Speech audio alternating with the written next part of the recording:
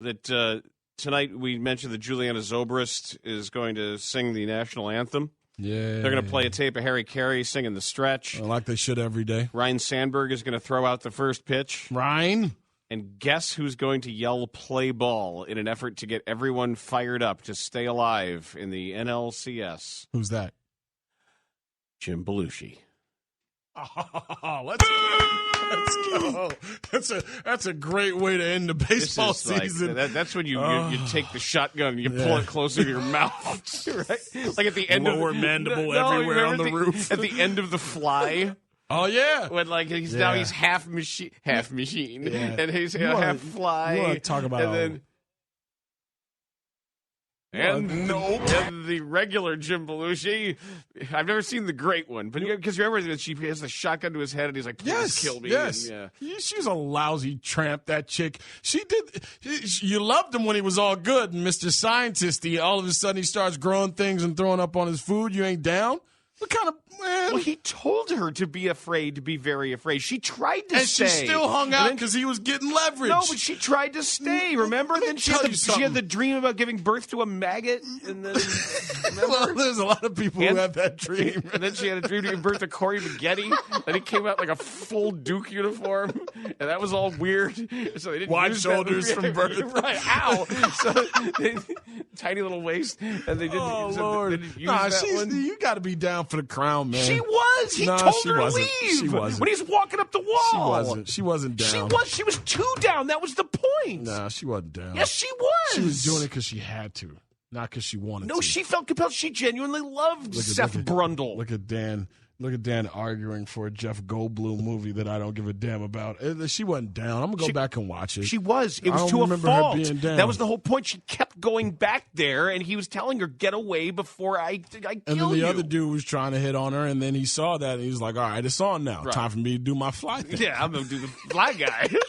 No, not the fly guy. All of a sudden, you got fish in your shoes, and you're walking down the street like Antonio Fargas. That's what I thought it was. No. How'd you get the fly? Now, that'd be dope. If Jeff Goldblum and a fly goes into the machine, and all of a sudden, Huggy Bear comes out of the she's like, you know what? I'd rather you be a fly. This right here, your credit report's all messed up. You got a turtle top van out back. You smell like Newports. This is not going to work. I can't even bring you home. What are my parents going to think about me dating a pimp? And then at the end, the fly girls show up. A 22-year-old J-Lo is there doing the Cabbage Patch. Oh, right? Vintage. Mm-hmm. She's all up in A-Rod's phone still, too, because A-Rod might be trying to get leverage in other places. Yeah. It's A-Rod. It's A-Rod. What is he worth? What has he made? Like, what, 380? Something like that? Not as much as she's made. You think? I don't think between all the music and movies and everything. True. It's probably pretty close. I was about to say, she's got fragrances and products. She cleaned up. Right? She cleaned up. She made a nice little mint. And she's getting Mark Anthony's dough, too, right? All right, we're going to talk to Sahada Sharma at the top of the hour. Has Jeff Goldblum ever played someone besides Jeff Goldblum? How did you think about it? Like, think about all his movies. He's been himself, which is cool. By the way, Deep Cover, I think, is my favorite Jeff Goldblum movie. Him and Larry Fishburne. He has one line in Annie Hall where he picks up the phone and he says, I forgot my mantra. And he has... And then Woody Allen goes back to sleeping with his stepdaughter or his adopted daughter. Jokes about blonde 12-year-old twins and all that. Yeah. If they're kicking people out of the academy, creepy. There's a line of dudes. You know, Bill Cosby. You got your guy, Roman Polanski, Roman and Woody. There's some things going on there, but yeah, Jeff has kind of just been Jeff the entire time, hasn't he? Yeah, he's ever been cast against type. He's sort of the professorial. Oh yeah, always Jurassic Park kind of thing. Yeah. Made a nice little career out of it though, right? I don't know if it's such a little career. No, I'm saying he's made a nice career out of it. I didn't mean to demean Jeff Goldblum's career. They should have him say play ball tonight. Better than Belushi. When does he stop? What's the statute of limitations on killing him? Like, not actually killing him. I mean, like, can we talk about this? I didn't mean like actually killing him. I meant no, don't do that to me. Don't go to commercial. I've been thinking about this for a while, folks. Like, we need to brainstorm. I meant on like the flack that he gets.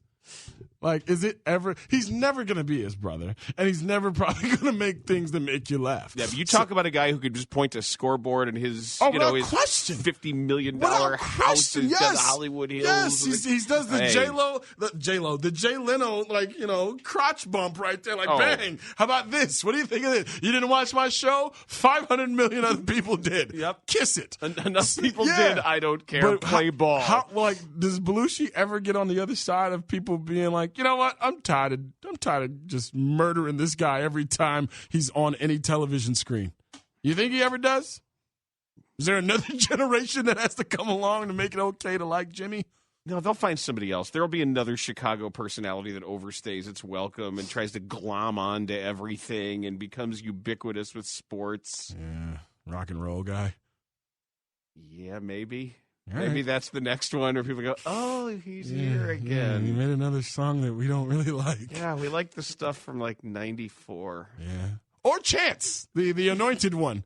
But the Sox would have to win because Chance can do no wrong. All set, because I know that Jim Belushi is exhorting the Cubs and their fans by screaming play ball. This thing's over. Cubs are going to the World Series. By the way, that's it. A-Rod, $400 million.